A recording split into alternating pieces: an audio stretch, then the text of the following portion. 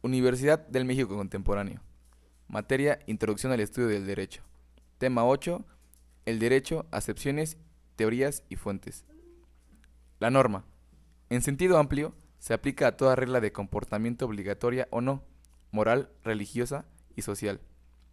En sentido corto, se aplica a toda regla de comportamiento que impone deberes o confiere derechos. La norma jurídica es lo que debe ser. El deber ser. Todo deber es deber de alguien. Los imperativos son deber de un sujeto. El sujeto recibe el nombre de obligado. El obligado es la persona que debe realizar u omitir la conducta ordenada o prohibida por el precepto. Los imperativos hipotéticos, principios de habilidad o reglas técnicas. Preceptos problemáticos prácticos.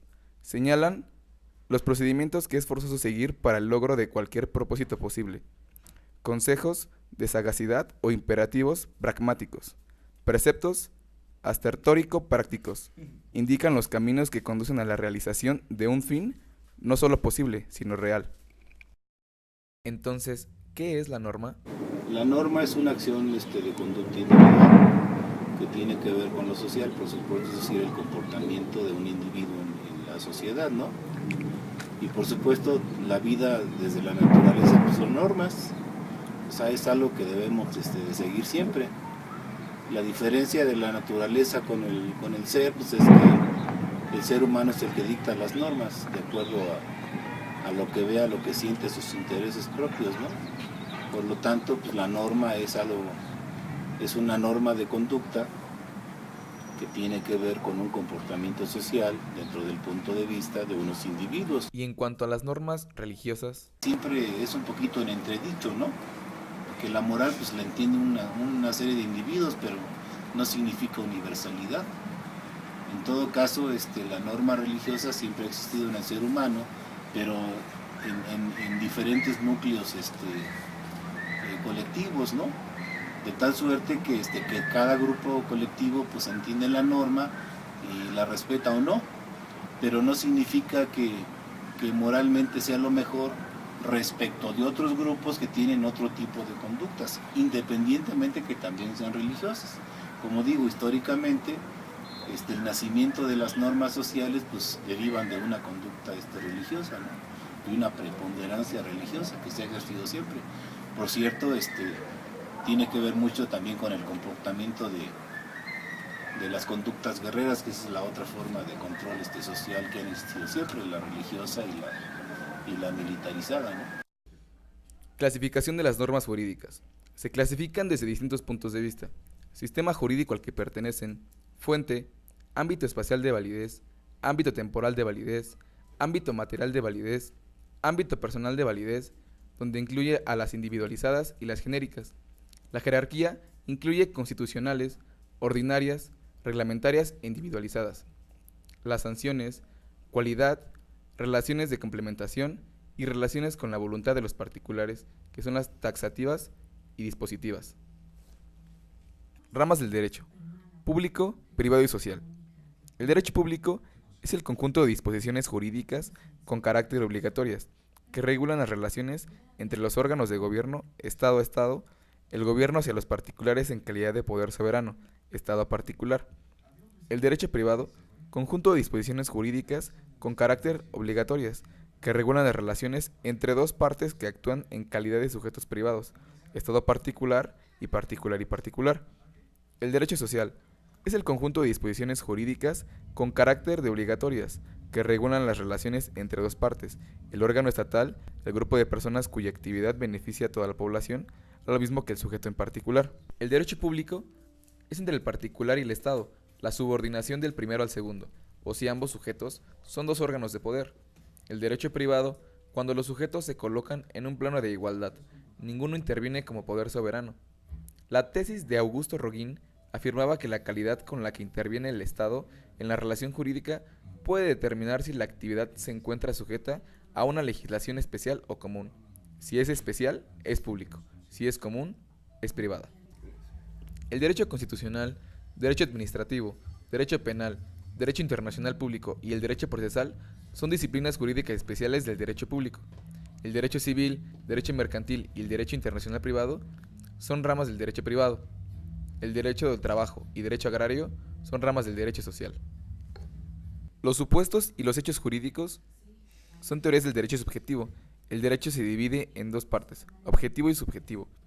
El objetivo son conjuntos de normas imperativas, atributivas y constitutivas de un ordenamiento jurídico, ejemplo, el derecho mexicano, francés, alemán.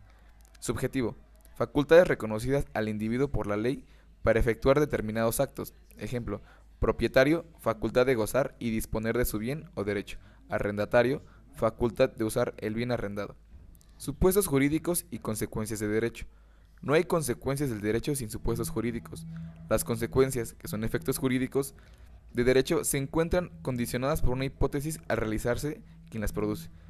La realización de un supuesto solo puede tener como resultado el nacimiento, la transmisión, la modificación o la extinción de derechos y deberes. Entonces, ¿qué es un supuesto jurídico? La conducta regulada por la ley, por un reglamento, por una norma.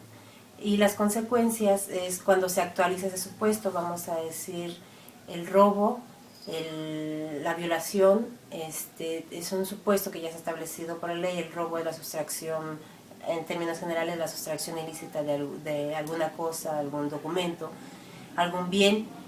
Y la consecuencia es la sanción que la ley establece como pena, ¿no?, por ese robo, ya sea agravado o tiene varias modalidades. Ese es el supuesto jurídico. Hecho jurídico. Es un acontecimiento que a lo mejor no hay espontáneo, que no hay voluntad entre las partes, como el nacimiento, como la muerte, y también trae consecuencias de derecho, como por ejemplo el nacimiento. Ya les decía que era por el simple hecho de haber nacido, tengo derechos y obligaciones. Derechos como llevar un nombre, el ser registrado, una nacionalidad. La muerte, pues bueno, se extinguen mis derechos. Ese es un hecho jurídico. Derechos subjetivos, privados y públicos. Los derechos privados son deberes correlativos y determinación o indeterminación del sujeto obligado. Derechos públicos es la suma de facultades que los particulares tienen frente al poder público. Libertad, pedir la intervención del Estado. Derecho de petición y acción. Políticos, votar y ser votado. Derecho real es el que ejercitamos en forma inmediata o directa sobre una cosa material. Es una facultad en virtud de la cual cosa nos pertenece. En su totalidad, en ciertos aspectos, ya sea que tengamos sobre la misma un derecho de dominio, posesión y propiedad, de goce, usufructo, uso, habitación y servidumbre, de garantía, prenda e hipoteca. Pertenece a la clase de los absolutos. La ley impone a todo el mundo la obligación de respetar su ejercicio. Todos tienen el deber de no impedir al titular que ejercite su derecho sobre la cosa. Derecho personal, llamado también derecho de crédito, es aquel que concede a su titular la facultad de exigir de otra el cumplimiento de una obligación. Pertenece a los relativos. La relación entre el sujeto activo y el pasivo es directa. La relación que existe entre el acreedor y el objeto, mediata o indirecta. El acreedor no puede obtener por sí mismo el objeto de su derecho las ventajas de este implica, sino que tiene que recurrir al deudor.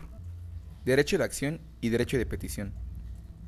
El derecho de acción, régimen de autodefensa, corresponde al particular la facultad de defender su derecho a repelar los ataques dirigidos contra él y conseguir por todos los medios, cuando la violación se ha consumado, el restablecimiento de las cosas a su estado anterior.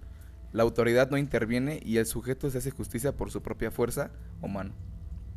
Por esas razones interviene el Estado buscando limitar la venganza privada y buscar soluciones objetivas, participando de la siguiente forma.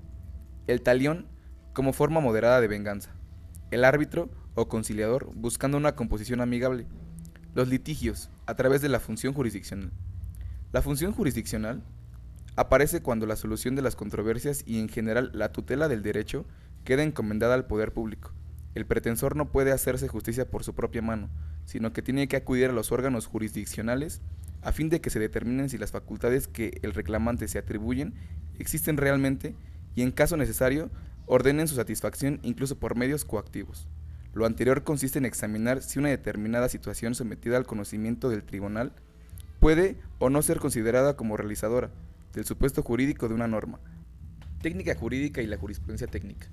La jurisprudencia técnica es la exposición ordenada y coherente de preceptos jurídicos vigentes en tiempo y espacio, el estudio de su interpretación y aplicación, El objeto de la jurisprudencia técnica tiene dos aspectos fundamentales: teórico o sistemático, exposición de las reglas jurídicas de un ordenamiento temporal y espacialmente circunscrito; técnico o práctico, arte de la interpretación y aplicación de las normas legales o consuetudinarias que lo integran. Entonces, ¿qué es la jurisprudencia? La jurisprudencia para mí son los criterios que emite la Suprema Corte de Justicia de la Nación, dentro de los cuales los órganos jurisdiccionales se apoyan para adoptar un criterio donde sus resoluciones pueden ser, pues, en este caso, pueden ser afirmativas o más que nada para apoyar sus acuerdos, sus resoluciones. Nosotros las utilizamos, el órgano jurisdiccional los utiliza para apoyar los acuerdos, las sentencias, y más que nada pues, es eso, ¿no? Son criterios.